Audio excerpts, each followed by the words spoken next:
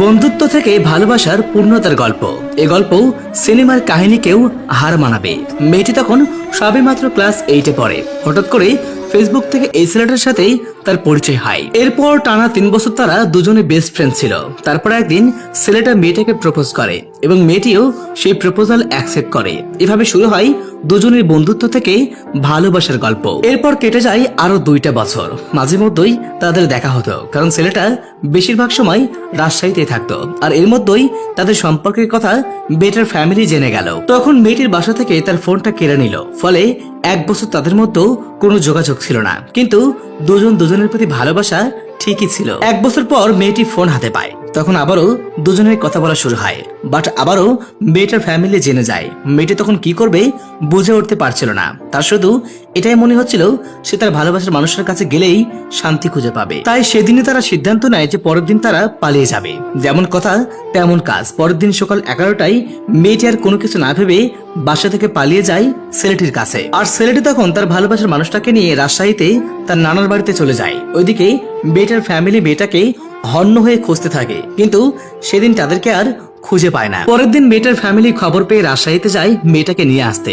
ওই দিন তারা দুজনে হাত ধরে ওয়াদা করেছিল, আজকে যাই কিছু হয়ে যাক আমরা দুজন দুজনের হাত কখনোই ছাড়বো না। পরে মেয়েটার ফ্যামিলি সেখান থেকে মেয়েটাকে নিয়ে আসার জন্য অনেক কিছু বলে, অনেক কিছু বোঝায়। বলে যে তুই আমাদের সাথে চল, আমরা তোদেরকে পরে বিয়ে দেব। তখন ছেলেটা মেয়েটার ফ্যামিলিকে বলে, না, আমাদেরকে আজকে এই মুহূর্তে বিয়ে দিতে হবে, না হলে আমি ওকে যেতে দেব না। কিন্তু মেয়েটার ফ্যামিলির কেউ এই ছেলেটার সাথে বিয়ে দিতে রাজি ছিল না।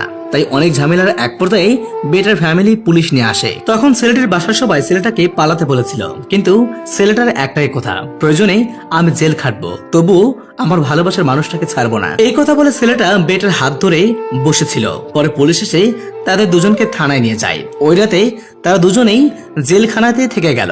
এরপর সকাল তাদেরকে কোর্টে নিয়ে যাওয়া হয়। মেয়েটি কোর্টে গিয়ে সব সত্য বলে দিল, কিন্তু মেয়েটির বয়স যেহেতু তখন 18 বছর পূর্ণ হয়েছিল না, তাই ছেলেটির নামে অপহরণের মামলা করা হলো এবং সেই দিনই ছেলেটার জেল হলো। আর কোর্ট থেকে মেয়েটাকে তার পরিবারের সাথে বাড়ি ফিরে যেতে বলে, কিন্তু মেয়েটি তখন বলে, আমি গেলে আমার ভালোবাসার মানুষের সাথেই যাব, তাকে ছেড়ে আমি কোথাও যাব না। তখন মেয়েটিকেও জেলখানার শিশু হোমটেজে রেখে আসে পুলিশ। অন্যদিকে ছেলেটি তো আসামি হয়ে জেলখানাতেই রয়ে গেল।